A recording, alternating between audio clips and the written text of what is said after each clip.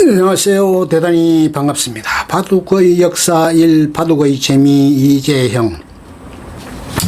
신선노름 바둑, 모두들 잘 알고 있는 옛날 이야기로부터 시작하도록 하자. 중국 준추시대 진해 왕질이라는 나무꾼이 살았다. 석보산이라는 깊은 산에 나무를 하러 갔는데 동자 둘이서 바둑을 두고 있는 것을 발견하였다. 바둑을 구경하는 왕질에게 동자 하나가 대추를 주길래 그걸 먹고 나니 배고픔이 사라졌다. 한참 지나 동자가 집에 갈 때가 되지 않았느냐고 묻자 왕질은 그제서야 정신을 차리고 집에 가려고 도끼를 주워들었다. 그러자 도끼자루는 이미 썩어 문드러져 있었다. 두 동자는 아마 신선이었을 것이다.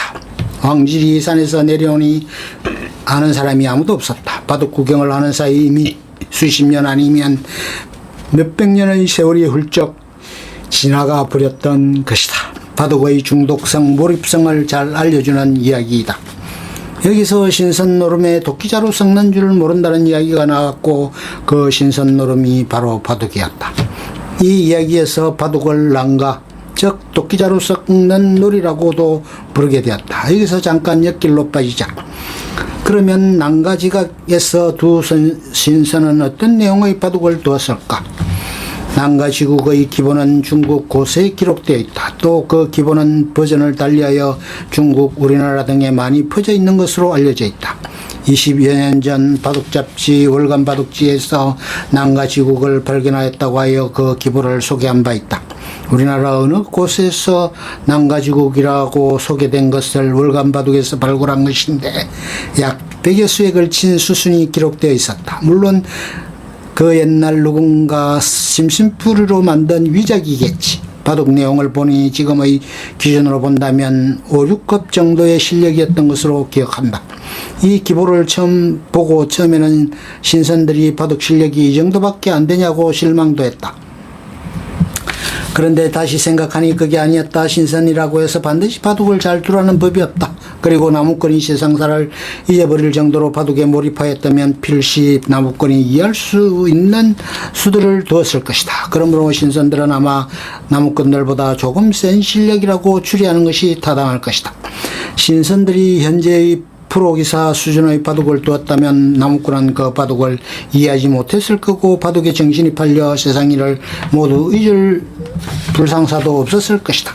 신선의 바둑과 나무꾼 왕질, 각설하고 신선노름에 도끼자루가 섞는다는 것과 유사한 이야기는 버전을 달리하여 중국 고서에서 여러 이야기가 나온다. 그리고 신선노름에 도끼자루가 섞는 이야기는 비단 중국만의 이야기는 아니다. 서양에는 립반 윙클 이야기가 있다. 립반 윙클이라는 사냥꾼이 산에 사냥을 하러 갔다가 우연히 놀이를 즐기는 남녀를 만났다. 애들과 함께 술 마시며 시간 가는 줄 모르고 놀다가 집에 돌아와 보니 친구들은 노인이 되어 있었고 잔소리쟁이 마누라는 늙은 할멈이 되어 있었다. 립반 윙클이 즐긴 오락은 지금의 볼링과 유사한 게임이었다고 한다. 또 일본에는 우라시마 타로 이야기가 있다. 우라시마 타로라는 어부가 고기를 잡으러 바닷가에 갔다가 파도를 만나 용궁에 가서 재밌게 놀았다. 집에 돌아오니 벌써 몇십 년이 흘러버렸다. 우라시마가 즐긴 것은 음주 가무였다. 립반 윙클과 우라시마 타로 이야기. 세상 일을 모두 잊게 만드는 바둑이라는 신선노름은 도대체 언제 누가 만들었을까? 그리고 이 신선노름은 어떻게 지금까지 개성되어 왔을까? 모든 문화가 그렇듯이 하나의 문화는 사회 환경에 적응해 나가면서 꾸준히 변형, 지속, 발전한다. 그리고 그에 대한 사람들의 동기가 강할수록 그에 집착하는 사람들도 늘어난다. 바둑이라는 기회는 중국, 우리나라, 일본에서 발전되어 왔다. 티베트에도 이미 까마득한 옛날에 바둑이 전파되었고 또 바둑 인구도 꽤 있었다고 전해지지만 대세는 한중일 삼국이다. 기회를 발전시키는 유인 가운데 가장 큰 것이 바로 경제적 동기이다. 즉 한 기회를 연마하면 풍족한 수입을 얻어 윤택한 생활을 할 수 있다는 사회 환경이 형성되면 그 기회를 연마하는 사람이 늘어날 것이고 또 그 수준도 높아질 것이다.